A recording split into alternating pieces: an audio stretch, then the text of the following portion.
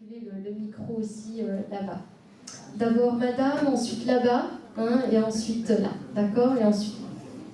Je voulais savoir comment s'explique le fait qu'on ne se souvienne jamais de ses rêves, et est-ce que c'est un mécanisme qu'on met volontairement en place? Très bien, super, merci pour la question. Vous avez entendu? Non. Non? Comment se fait-il qu'on ne se souvienne pas de ses rêves? Et est-ce que c'est un mécanisme que l'on met volontairement en place? Alors, oui, à la deuxième question. Et pour la première question, effectivement, physiologiquement, on est obligé de rêver. Ça a été montré scientifiquement par les gens qui travaillent sur la physiologie du corps, sur le sommeil. On a besoin de rêver.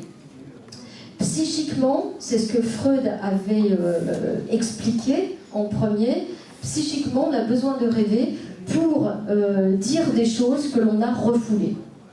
Parce qu'on a un mécanisme de protection, un mécanisme de défense qui est très simple, qu'on sait bien utiliser en général. C'est-à-dire que quand on ne veut pas trop aller voir quelque chose, eh bien on n'en parle pas. On évite, on n'en parle pas, ou on se dit oh, je verrai ça plus tard, voilà. Mais sur certains sujets qui travaillent, ou qui taraudent, ou qui embêtent, à un moment, il faut quand même qu'on puisse exprimer des choses, parce que sinon, à force de tout refouler, eh bien, on peut se créer des problèmes, on peut se créer des maladies, on peut se créer des comportements qui sont pas très sympathiques avec nous-mêmes. Voilà, donc à un moment, on a besoin d'expurger certaines choses. Et donc le rêve a cette fonction-là de pouvoir dire des choses. On ne peut pas le dire dans la réalité, on ne peut pas le dire à son entourage, on ne peut pas le dire dans le contexte où on est, et bien on en rêve. Et ça permet de faire sortir au moins sur le plan énergétique quelque chose qui a besoin d'être évacué, d'être dit, d'être mis au jour. Et donc physiologiquement, on en a besoin.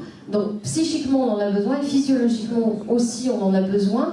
Il y a des études qui ont été faites et qui montrent que si on supprime le rêve, c'est-à-dire qu'on fait dans le sommeil en fait, on a des phases de 1h20 en sinusoïde, et c'est pendant les phases de sommeil paradoxal que l'on rêve. Si on supprime ces phases de sommeil paradoxal, je crois que c'est au bout de 8 ou 10 jours, la personne devient folle. C'est-à-dire, c'est pour montrer à quel point, physiologiquement, on a besoin du rêve, parce que c'est un peu comme une soupape, hein, si une cocotte minute implose, ben voilà, tandis que si on ouvre le couvercle, ben, ça permet de lâcher des trucs. Hein, voilà, c'est un petit peu le même mécanisme. Mais le problème, c'est que parfois, on a mis des barrières de protection très très fortes, et même en rêve, on n'a pas trop envie d'aller voir des choses. Donc on les oublie. Donc ça sort, donc c'est bien, parce que physiologiquement ça sort, mais psychologiquement on oublie vite. Et dans le schéma qu'on a ici, on peut compléter en disant qu'ici, il y a comme un système de barrières en fait, d'ouverture et de fermeture. Freud a parlé du surmoi. Monsieur Paul de Grise est demandé au stand C1, Monsieur Paul de Grise. D'accord, très bien. Donc c'est un mécanisme de défense ou de protection. C'est-à-dire qu'il y a des fois, dans les cas de traumatisme par exemple,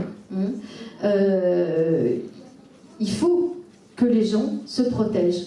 Parce que s'ils ne se protègent pas, ils sont en permanence en train de revivre leur traumatisme, et c'est carrément insupportable. Donc il y a un mécanisme de protection très, très sain, de pouvoir vivre en ayant mis les protections qui nous permettent d'exister ou de ne pas vivre sans arrêt des trucs difficiles. Voilà. Et donc, dans ces systèmes de protection et les mécanismes de défense, eh bien, il y a des fois des rêves qu'on oblitère complètement parce qu'on n'a pas trop envie d'aller voir. Voilà, donc ça c'est par rapport à votre question. Il y a aussi un autre facteur beaucoup plus simple, c'est-à-dire que si on a un sommeil de pas bonne qualité, eh bien on va avoir des rêves, très peu de rêves ou des fragments de rêves, parce que c'est une fois qu'on a pu faire, si je fais très... très rapidement le schéma. Hein. On a nos sinusoïdes comme ça.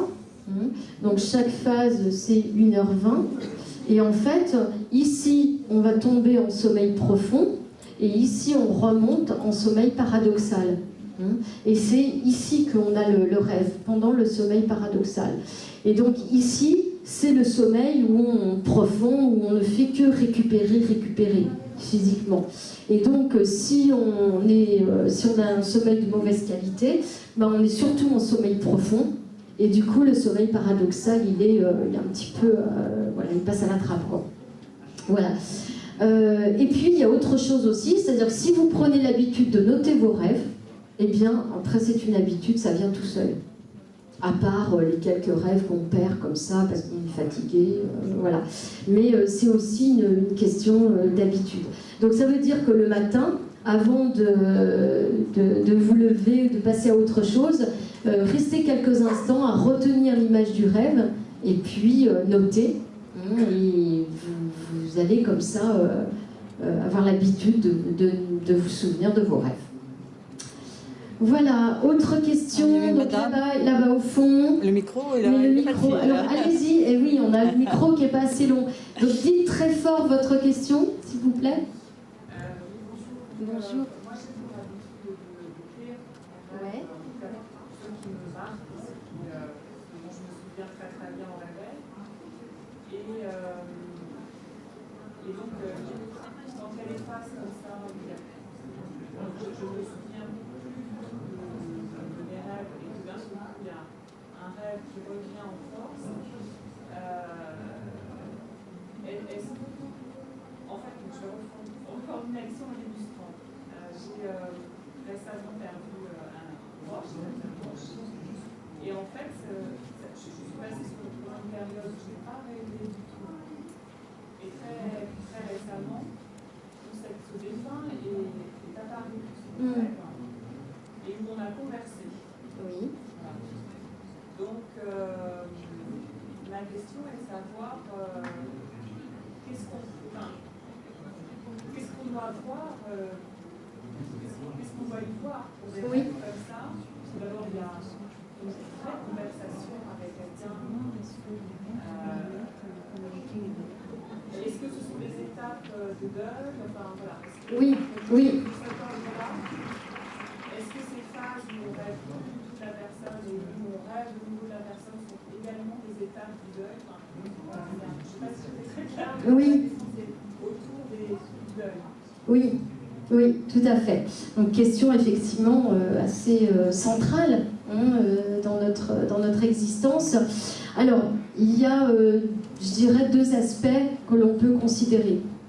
Un premier aspect qui est tout à fait ce que vous avez mentionné, des étapes de deuil psychologique, où à un moment, eh bien, donc dans les étapes de deuil, il y a différentes étapes. C'est Elisabeth Kubler-Ross qui en avait parlé en premier. La première étape, c'est une étape de déni. C'est-à-dire que le deuil, il est tellement difficile, enfin la disparition de la personne est tellement difficile à accepter que on a vraiment besoin de temps pour commencer à considérer la chose, et on préfère continuer à vivre avec l'image de la personne encore vivante. Voilà, et puis après il y a d'autres étapes jusqu'à ce que finalement on accepte.